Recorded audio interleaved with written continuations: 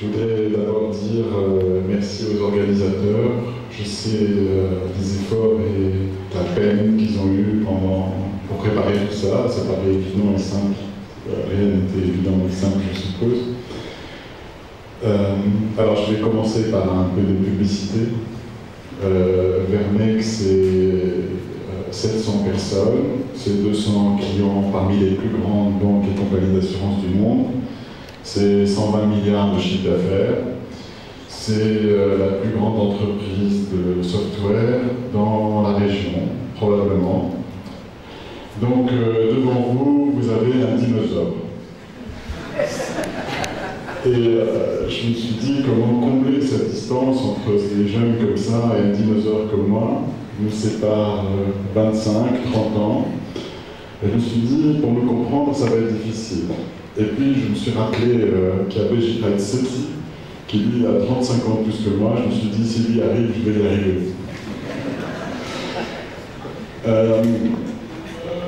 Comment on devient un dinosaure, c'est le sujet de ce que je vais vous raconter. Et je vais vous raconter un certain nombre d'anecdotes qui, pour moi, ont été des tournants dans ma vie, des choses essentielles, importantes. Et j'espère qu'elles vous parleront et que, en réalité, je vais vous aider et je vais vous apprendre à comment devenir un dinosaure à votre tour. Le premier moment vraiment important de ma vie professionnelle a été d'être nommé patron d'une boîte en Europe qui faisait 300 personnes. À l'époque déjà, j'avais 27 ans. Et la personne qui m'a nommé à ce poste était militant du Front National. Alors, d'un côté, on se dit, voilà, je suis un des rares arabes de l'entreprise.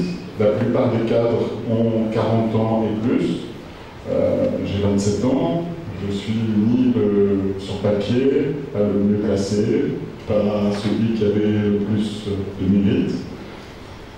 Je pense que finalement, j'ai travaillé très dur, sans frein, sans me dire, puisqu'il y a des gens qui, par leur âge, par leur expérience, vont tous passer avant moi, alors c'est pas possible. Je me suis dit, pourquoi se limiter? Speaktrine, juste avant moi, a fait la même démonstration. Et finalement, c'est une erreur de croire que, analysons objectivement les choses. Je suis un arabe, je suis le plus jeune, le patron du Front National, c'est mort.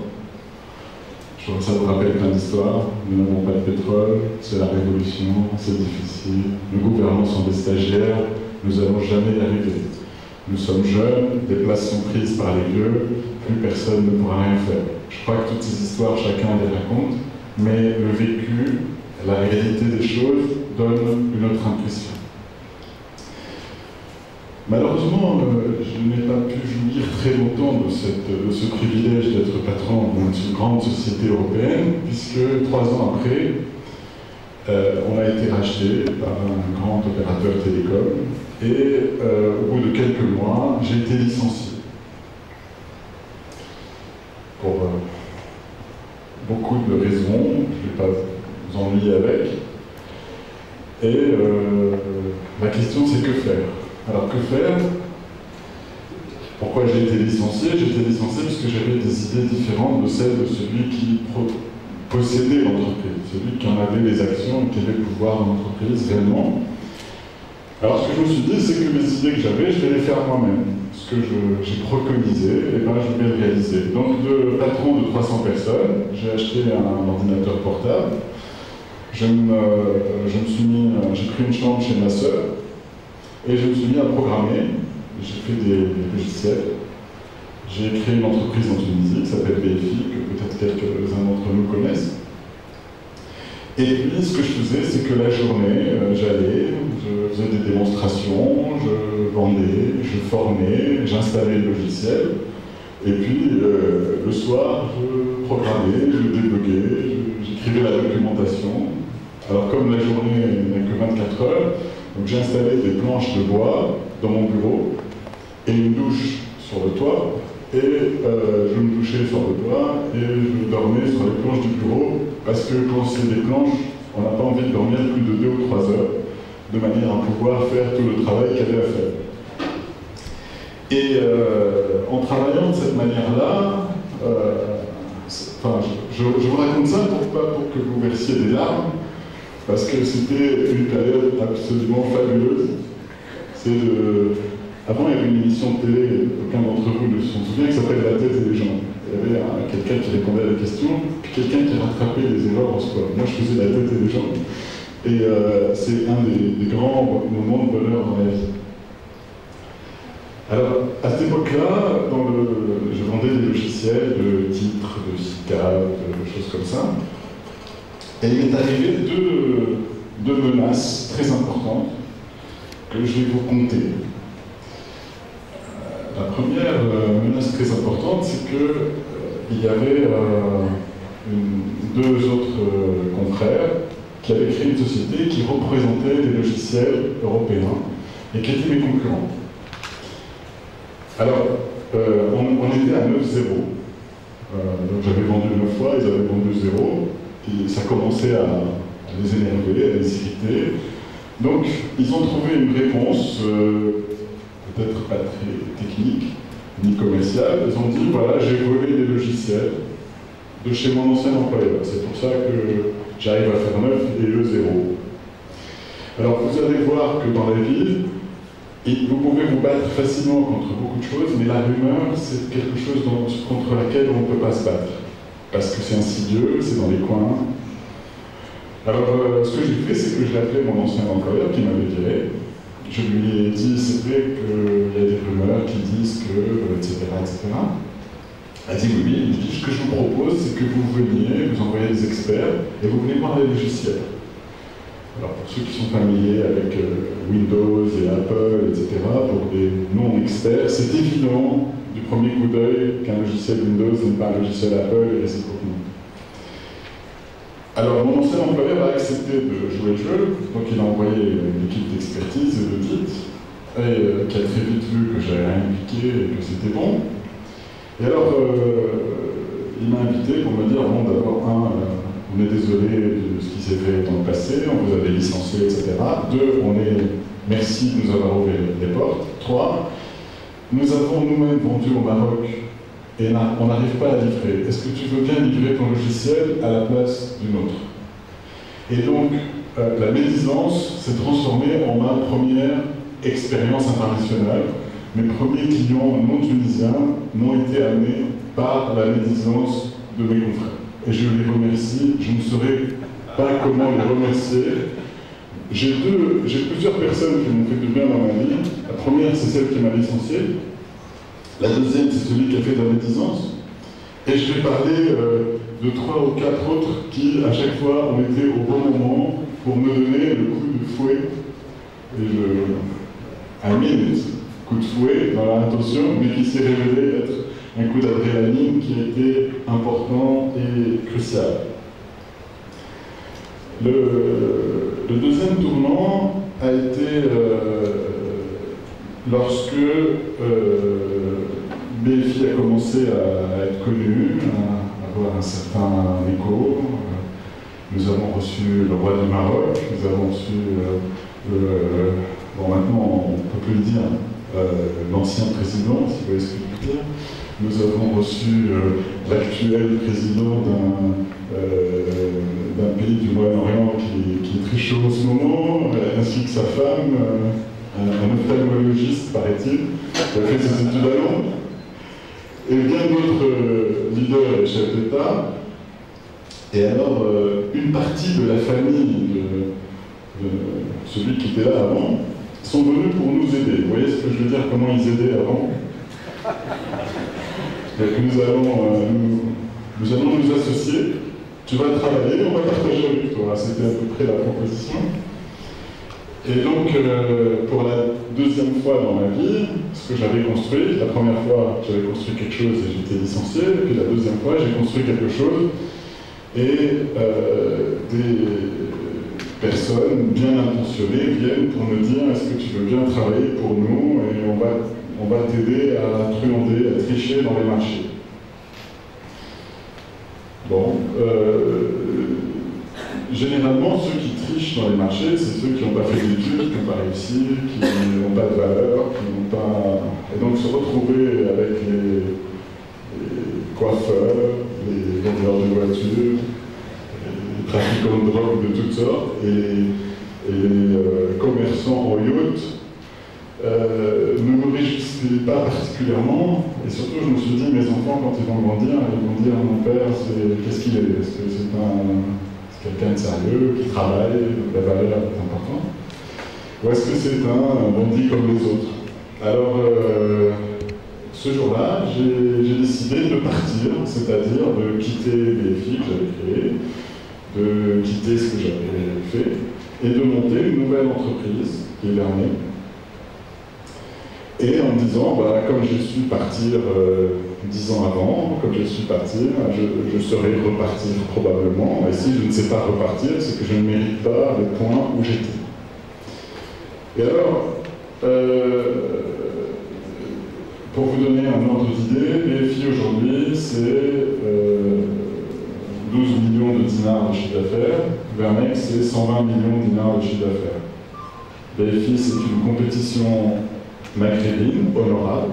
Vernay, c'est une compétition nationale. Nous sommes un des 3 plus grands joueurs du monde dans notre secteur. Et au fond, je jouais avant dans Power of Garça, et maintenant je joue plutôt dans le Real Madrid. Moi, je connais rien en foot, mais je pense que cet exemple parle à tout le monde.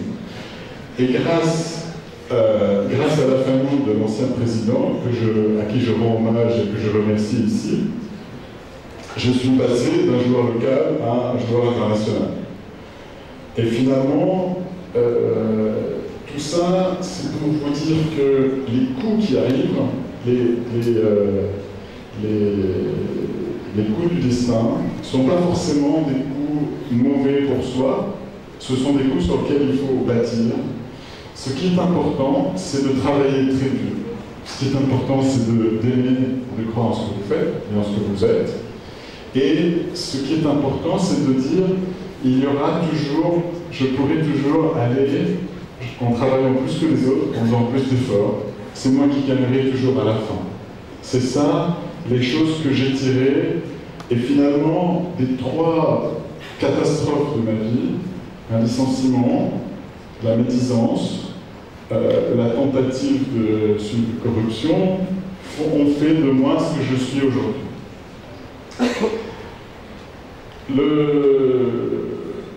Le terrain paraît obscur pour vous, paraît difficile, l'avenir. Moi, je crois que c'est la plus belle chose qui vous attend si vous vous dites que vous êtes capable de les réaliser. Si vous faites avec détermination, avec force, avec honnêteté, ce que vous avez à faire. Et ce que vous devez vous souhaiter, c'est que vous allez rencontrer le plus tôt possible des difficultés qui vont vous rendre aguerris, qui vont vous rendre fort. Si vous êtes, comme on dit chez nous, dans le coton, ceux qui sont dans le coton ne s'en sortent pas. Ceux qui se sortent, si l'évolution a marché et que le ver de terre est arrivé à des grands animaux, c'est parce que c'est la compétition qui les a rendus puissants et forts. Si les gazelles courent vite, c'est parce que les lions les mangent. Celles qui couraient pas vite, elles ont déjà été bouffées par les lions. Aujourd'hui, qu'est-ce qu'il y a devant nous? Qu'est-ce qu'il y a comme chemin à parcourir? Est-ce qu'il est possible aujourd'hui de faire des entreprises de grande taille?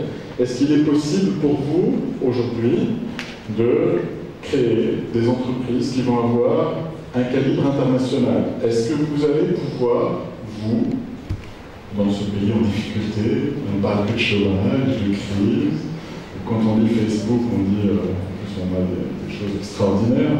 Non seulement nous sommes petits et pauvres, mais il paraît que les États-Unis, le Qatar, la France, fait un complot pour nous envahir. Il paraît qu'ils nous auraient fait beaucoup de mal. Vous entendez des choses abominables tous les jours. Est-ce que vous allez, vous, pouvoir, quel chemin vous allez pouvoir réaliser? Alors, je voudrais puiser dans mon expérience personnelle pour vous dire qu'est-ce qui a changé entre il y a 20 ans et aujourd'hui, quelles sont les options, quelles sont les possibilités qui sont ouvertes, qu'est-ce que vous pouvez faire aujourd'hui qui n'était pas possible de faire hier. Quelles sont les portes que vous pouvez pousser, vous, et ces portes-là n'étaient pas entrouvertes, ou très légèrement entrouvertes, ou absolument absentes. La première chose, c'est que dès qu'on a une idée d'un produit, ben, il faut le vendre, n'est-ce pas? Il faut le vendre. Alors pour le vendre en Allemagne, il faut aller en Allemagne. Pour le vendre en Belgique, il faut aller en Belgique.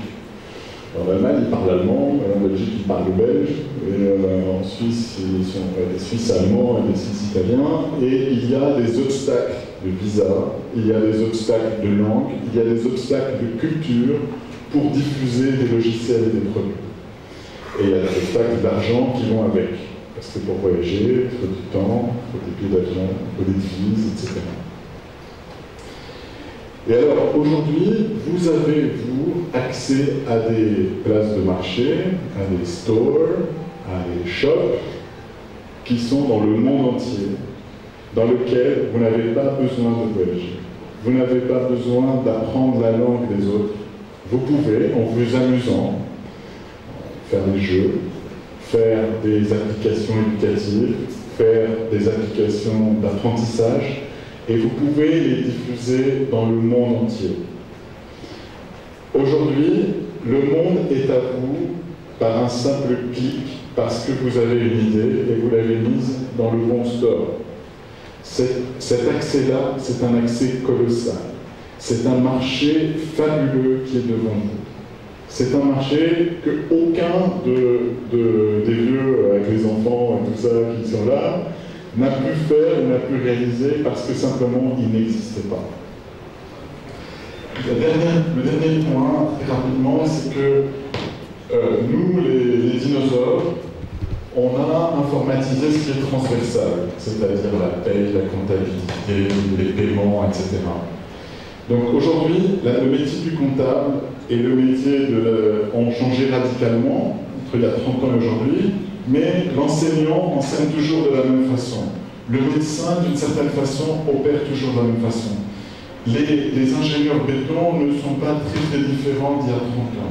Devant vous, il y a changer les métiers. Et changer les métiers, c'est un espace colossal.